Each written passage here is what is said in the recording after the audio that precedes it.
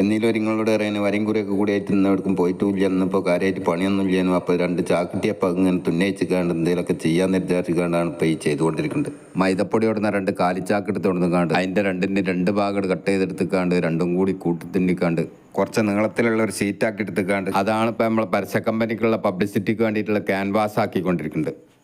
പരസ്യമായിട്ട് തന്നെ പരസ്യം പറഞ്ഞിക്കാണ്ടോ അത് പരമാവധി പരസ്യമാണ് കോലത്തിൽ വിളിച്ചു പറഞ്ഞിക്കാണ്ടും പബ്ലിസിറ്റിൻ്റെ കാര്യത്തിൽ വളരെ മുന്നിട്ടിരിക്കണം. നമ്മളെ കമ്പനിക്ക് ഒരു പരസ്യത്തിൻ്റെ ആവശ്യം ഉണ്ടായിട്ടല്ല, എന്നാലും പിന്നെ കിടന്നോട്ടെ എങ്ങനെയൊക്കെ കൂടി ഒരു പരിപാടി ഉണ്ടായിക്കോട്ടെ എന്ന് എഴുതിക്കാണ്ട് നമ്മളെ കമ്പനിക്കും കൂടി ഒരു പരസ്യം ചെയ്യുകയാണ്.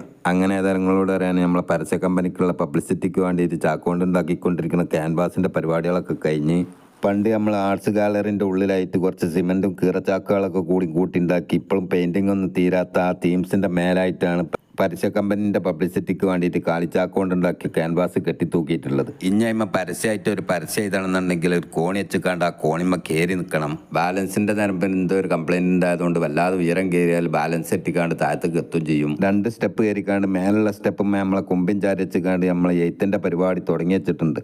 വെളിവാണ് കോലത്തിൽ കുമ്പുണ്ടായതുകൊണ്ട് നാണക്കേടായിരുന്നെങ്കിലും ആ കുമ്പോണ്ട് നമുക്ക് ഇപ്പം ഉണ്ടായ ഉപകാരം ചില്ലറല്ല എന്നുള്ളത് ഇപ്പോഴാണ് മനസ്സിലാവുന്നത്. അങ്ങനെ ഏതായാലും കുറെ ചെരിഞ്ഞ് നിന്നിട്ടും ചാരി നിന്നിട്ടും വരതി നിന്നിട്ടൊക്കെ കൂടിയായിട്ട് നമ്മൾ പരസ്യമായിട്ട് എത്തിക്കൊണ്ടിരിക്കുന്ന പരസ്യ പരിപാടിൻ്റെ വരയും കുറിയും ഡ്രോയിങ്ങിൻ്റെ അവസാനഘട്ട മിനുക്ക് പണി പുരോഗമിച്ചു കൊണ്ടിരിക്കുകയാണ് ഇപ്പോൾ. അങ്ങനെ പബ്ലിസിറ്റി ആവശ്യമായ തരത്തിലുള്ള ചുവരെഴുത്ത്, ബോർഡെഴുത്ത്, ബാനറെഴുത്ത് എന്നിങ്ങനെയുള്ള വളരെ മനോഹരമായ എഴുത്തുകൾ ആവശ്യമുണ്ടെങ്കിൽ പരസ്യ കലകൾക്ക് മസുപത്തായക്കല്ലിൻ്റെ വരയും കുറിയും എന്ന കമ്പനിയിലേക്ക് വിളിക്കേണ്ട ഫോൺ നമ്പറുകളാണ് ഇവിടെ എഴുതിയിട്ടുള്ളത്. ആവശ്യമുള്ളവർ മാത്രം വിളിക്കുക എന്ന് ഓർമ്മപ്പെടുത്തി അടുത്ത വീഡിയോയുമായി ഉടൻ വരാമെന്ന് പറഞ്ഞുകൊണ്ട് ഞാൻ പോകുന്നു. എല്ലാവർക്കും വണക്കം.